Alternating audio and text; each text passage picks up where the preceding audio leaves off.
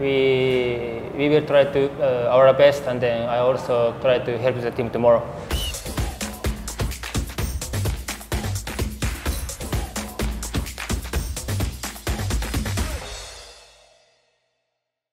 Selamat sore. Last match we play on Batakan Stadium, like Madura. We have one more day to recovery.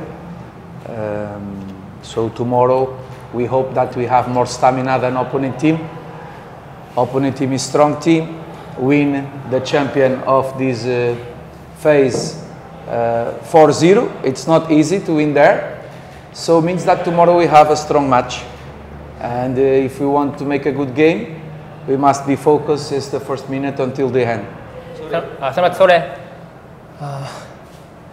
First, I just wanna get 3 points tomorrow because we haven't won 2 games at all in this season.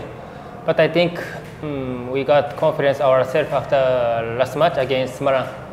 So we will try to our best, and then I also try to help the team tomorrow. Is that it? Thank you.